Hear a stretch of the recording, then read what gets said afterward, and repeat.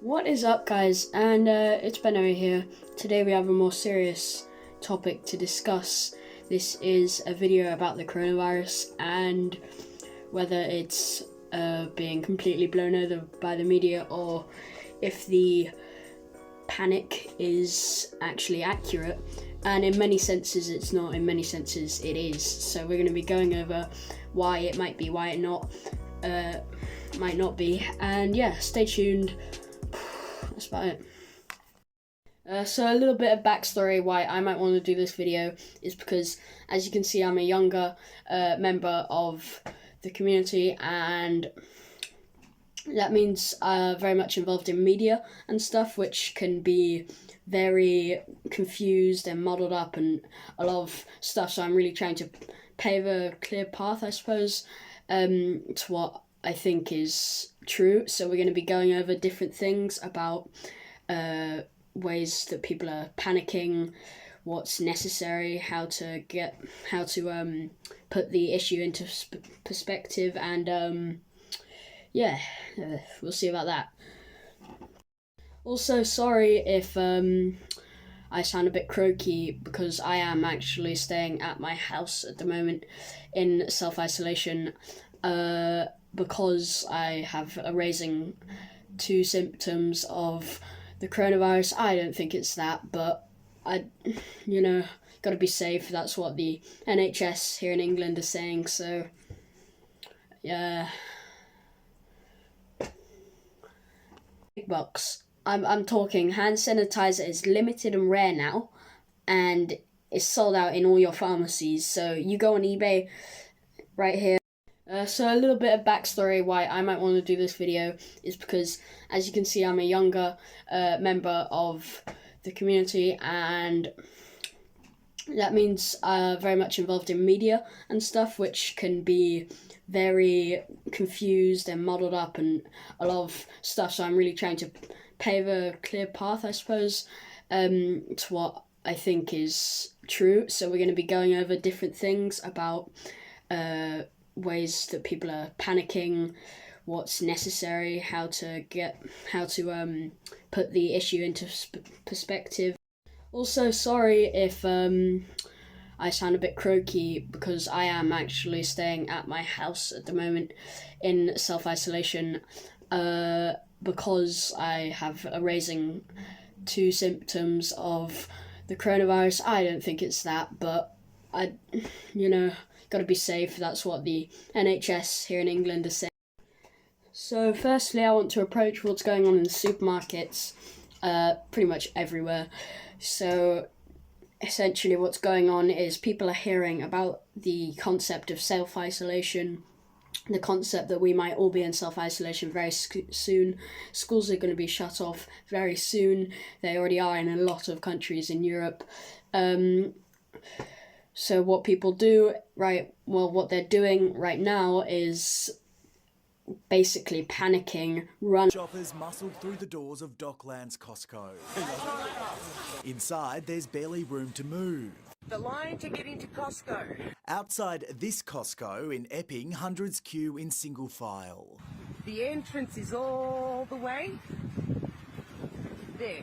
Customers hoping to stock up on staples that have vanished from the shelves of Coles and Woolworths despite strict new purchase limits. Today, many of the shelves bare at this Yarraville Coles, pasta and pasta sauce gone. Flour and sugar in short supply, along with tinned food and nappies. Anything that I can possibly get my hands on, 2 of it, basically. There's no meat either, so that was... Into shops, buying all the pasta, toilet roll, hand sanitizer, whiskey, God knows why, tomato soup, tomato sauce. It's all vanished. Like, genuinely go to a local Asda, Tesco's, Sainsbury's, whatever you have. I can guarantee that there's going to be queues for half an hour, people freaking out. I mean, and it doesn't really have any logic to it, really, because people get this thing where they hear about maybe some crisis or something it's getting big, and this is a big crisis, one of the biggest in the last a long time really, and yeah, so people are going to supermarkets, they're getting all this stuff, and then what happens is people like Sainsbury's and just generally the government has to issue out, they have to say that there is a shortage of food in the supermarkets, they're running low on particular things, which, for some reason, makes people go and buy even more food, creating an even larger shortage of food, which is very unlogical. But hey, it's the apocalypse, so there's an easy solution to this, which is if everyone buys normally and continues to do the regular weekly shopping, instead of doing their weekly shopping every day, it would be fine. And that's basically takes us on to the next thing I want to talk about. I'm going to be pulling up some images to show you guys what's going on.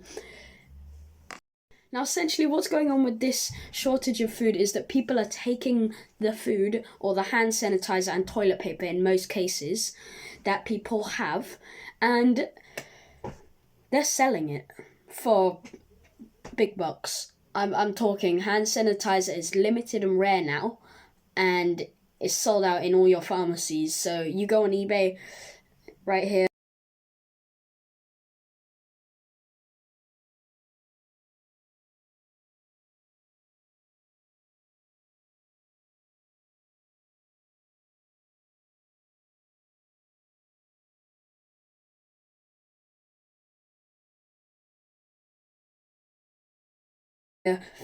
Hand sanitizer for close to £50. Toilet roll in America, some places in America going for 100 maybe. It is ridiculous, and I want to talk about whether this is actually moral, if this is actually human decency really, because I don't think it is. I really don't think that in a crisis people are literally reselling their basic necessities to stop all we have but really to stop, in terms of the hand sanitizer and soap, to stop the virus spreading more. And I think it's basically like, in some far way, you're basically just spreading the virus and even going as far as to killing people by stocking up on the stuff and not giving it. You should be giving it for free. This is not something to make profit of. This is a crisis, and that's completely ridiculous. So share in the comments what you think, if you think this is moral or not. I think, yeah, if you're making your own stuff, sell it in a big bucket, you could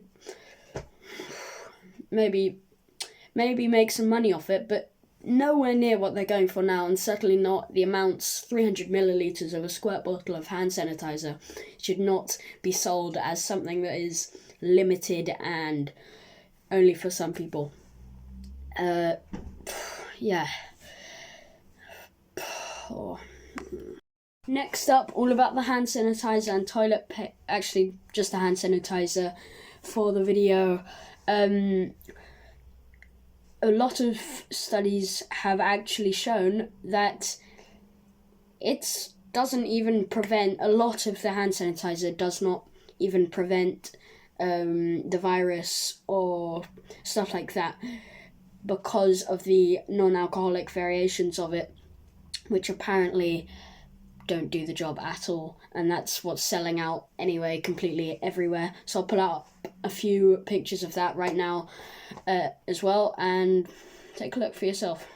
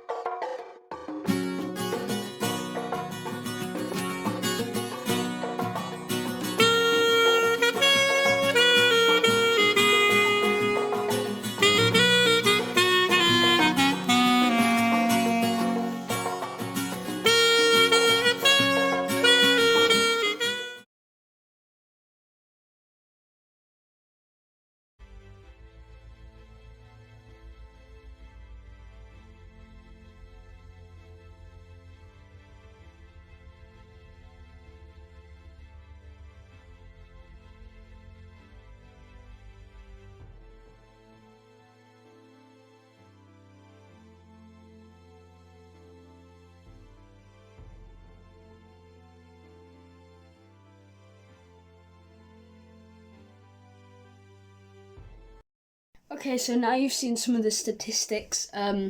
That kind of takes us into some of the politics, because there's obviously going to be politics to talk about with a case like this. So you have the economy and world leaders needing to sort something out to minimise the number of deaths for a virus like this.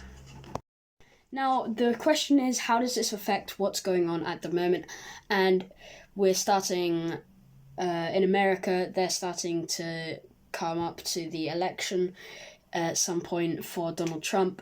And what this coronavirus could mean is that someone like Donald Trump, I'm not going to express too many political opinions like that, but someone like Donald Trump could probably mess up, and that could affect his election results, so that could very much change the course of what happens in the American election. Things between America and Mexico, always very, on America's side, but Mexico is with a much lower amount of cases and deaths and stuff than America. They are saying, we're going to close the borders to you actually now, thank you. Yeah, stay on that side. Because they don't want America's virus spreading as much as it is in their country. In more Middle Eastern countries, you're starting to get things like political leaders freaking out and not quite knowing what to do about this. So you had the president of, what was it, Israel or Iran or something. He was in a talk sweating like hell, talking about it's all fine, we have and then the next day it turned out he had it. So, and actually a lot of things going on with countries is that their statistics aren't quite matching up, in that the death rate is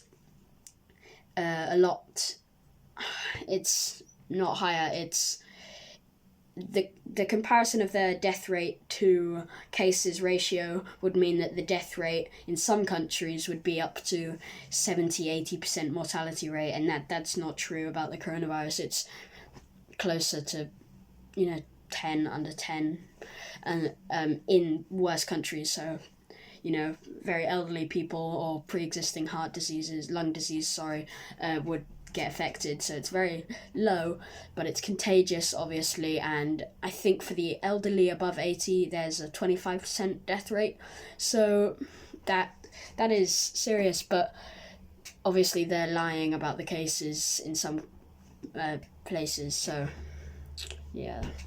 Over here in England, if you're not sure, our Prime Minister is Boris Johnson, and what's going on at the moment is probably a big thing about it is whether schools are going to shut down, because if you might know, you might know that in lots of places in Europe, Spain, France and all that, the schools are closed until Easter, September even, and here in England they're not yet. So that's a big thing because it could largely affect the economy, but I think if you're already cancelling meetings with up to 500 people, then school, in some cases with 3,000 people meeting all together for 5 times a week, seems iffy. However, the big question is, if you cancel school and the parents are still at work, who are the kids going to stay with? In most cases, it's going to be the grandparents, and that is not good because of the exposure to the coronavirus for the elderly. So you leave your kids with nothing to do, and that's kind of not... Okay, so I'm going to try not to ramble on too long about politics stuff, but the economy, the stock markets are soaring down like any of the graphs, just proper. And so you got Apple, Facebook, Google all going down. What was happening in America was Donald Trump gave billions of pounds to the American economy, I think, and that boosted it up a few points. But guess what? It used it, and now it's going down again. So really, it's how much you need to give, because it's not gonna. It's just so that's that's one of the problems right now as well with the stock market. That's affecting lots of people, and companies don't know. I mean, they're all over the place, really. So, talking of companies, that takes us to businesses, and what's happening with businesses at the moment is obviously they're struggling massively, especially your local ones, kind of outdoor ones. But the main market, I would say, that is being hit hard is probably the travel industry. Now, the travel industry is it's a huge market, huge industry, and big airlines, British Airways, all of that, big airlines are in big financial troubles at the moment. Some smaller ones are starting to shut down. Smaller businesses that are involved in travel are having a hard time, but the one hope is that the coronavirus is looking to end in a few months, hopefully, which most businesses can probably get through if it's that long. But any longer, there's going to need to be a solution to these industries, because there's a lot of jobs, and the reason obviously the travel is getting hit hard is because people can't travel because countries and borders are closed. So not a great place to be in at the moment. Now, surprisingly, even though the coronavirus has so many bad things about it, there is a couple benefits. Actually, one, maybe, yeah. Now, you might be saying, what? No, but the benefit is that actually in China, I think the pollution has gone down by 25%. Correct me if I'm wrong, but this is because factory members cannot go to factories and people aren't driving out in cars as much. The public travel is not being used. So that's actually a benefit. Nextly, this is going to be a slightly longer one, but I'll try to chomp it down. The actual media, I'm going to talk especially in terms of kind of Instagram and, all of that.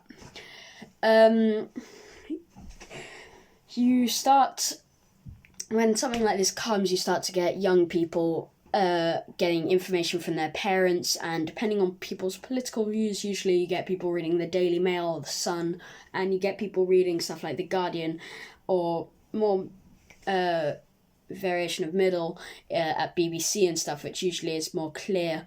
But that information is fed through the kids, and the kids feed this through to things like Instagram, and so you get lots of conflicting views, lots of beef can cause.